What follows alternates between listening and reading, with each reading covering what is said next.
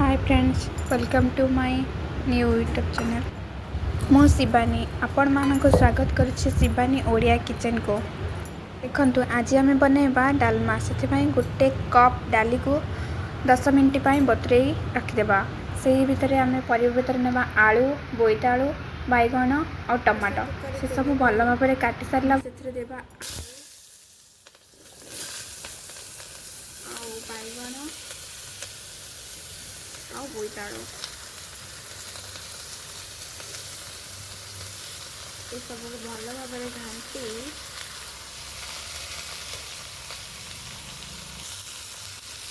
टे समय भाजवा।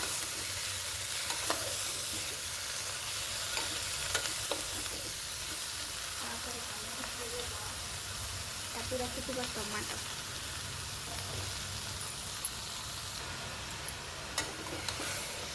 देखु एबे हमर पनीपरिया सब भाजी हो गला। यहाँ पर आम देवा आगरू बतुरई रखिदा डाली।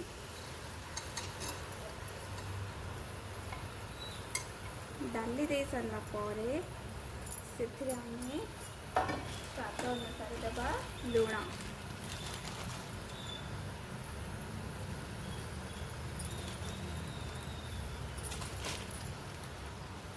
तापर आम देवा हलदी गुंड,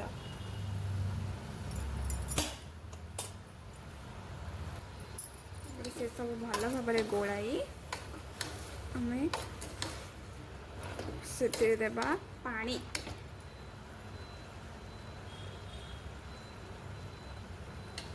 देखंतु परिवार सब बुड़ीबा पर्यंत पानी देवा। अधिक पानी देवा नहीं कहीं डालमा आमर पानी हो पानी दे आम कुकर एवं प्रेशर कुकर हाई फ्लेम रे गोटे सीटी और लो फ्लेम रे 2टी सीटी आसवा पर्यंत छाड़देवा।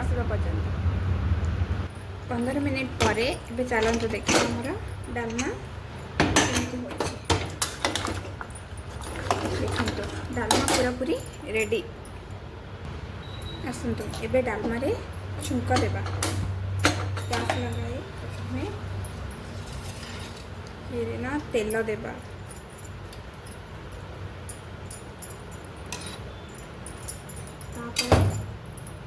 देवा जीरा,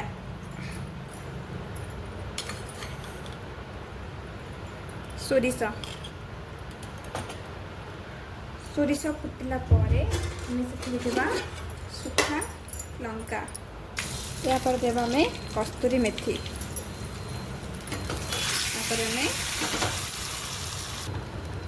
डालमा रे देवा जीरा गुंड।